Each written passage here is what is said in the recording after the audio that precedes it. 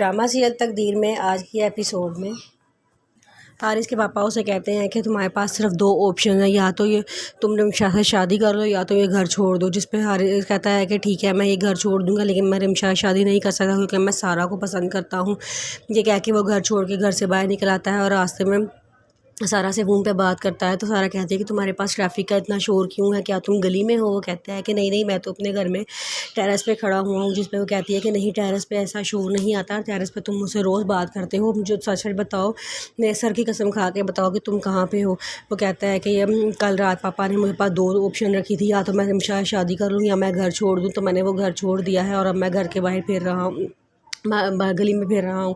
जिस पे वो कहती है कि आपने बहुत गलत किया। अभी वो बात कर ही रहे होते हैं कि वहाँ पे डाकू आ जाते हैं और उसका मोबाइल छीन लेते हैं। और सारा कह रही होती है कि क्या हुआ है, ये किस तरह के शोर की आवाज़ें आ रही हैं।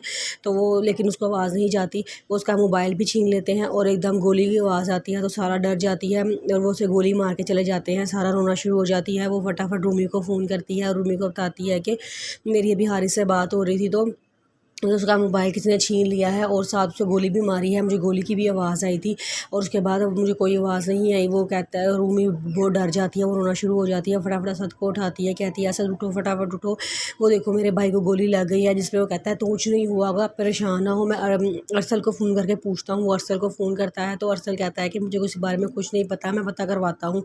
थोड़ी देर बाद अरसल को फ़ोन आता है, वो कहते हैं कि हारिस साहब का भाई है। तो वो कहता है कि जी मेरा भाई है। तो कहते हैं उसे गोली लग गई है, आप हॉस्पिटल पहुँचे। अरसल अपनी बीवी से कहता है कि फटाफट मम्मा को बताओ जाके कि अरसल को गोली लगी है, मैं हारिस को गोली लगी है और मैं हॉस्पिटल जा रहा हूँ।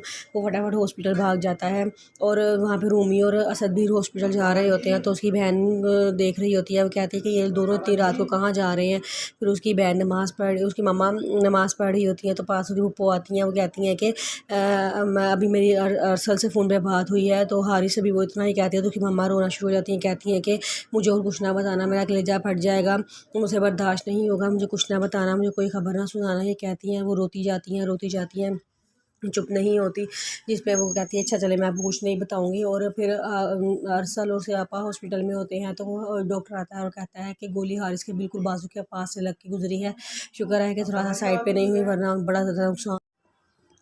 फिर हारिस ठीक हो जाता है, अपने घर वापस आ जाता है। तो रूमी इसके पास आती है और कहती है कि भाई आपको क्या ज़रूरत थी घर छोड़ के जाने की, आप कम से कम मुझसे एक दफ़ा डिस्कस तो करते। वो कहता है कि पापा ने अभी भी थोड़ी देर पहले हवा आए थे और अपनी मजबूरियाँ मुझे भी निभा रहे थे और मुझे फिर रजामंद कर रहे थे कि मैं रिमशा शादी कर लूँ। जिस पे वो कहती है कि आप भाई आप परेशान ना हो, अब मैं आ गई हूँ, मैं आपके सारे मसाइल हल कर दूँगी और मैं आपकी मनपसंद लड़की से ही आपकी शादी करवाऊँगी, आप परेशान ना हो। कहता है कि चलो ठीक है, तुम आ गई हो ना, मुझे तसल्ली हो गई है। उतनी देर में दरवाज़ा नॉक होता है। तो वो कहता है कि कौन है। तो रूमी कहती है कि आपके लिए एक सरप्राइज़ है। जब दरवाज़ा खुलता है तो वहाँ पे सारा होती है, उसके हाथ में बुके होता है, वो पकड़ के अंदर आती है और कहती है कि बहुत बुरे हो तुम। इस पे रूमी कहती है एक मिनट मैं जाती हूँ, आप दोनों के लिए चाय बना के लाती हूँ, आप लोग बैठे यहाँ बातें करें। वो कहती है अच्छा चलो ठीक है, और वो उसके पास चेयर पर बैठ जाती है।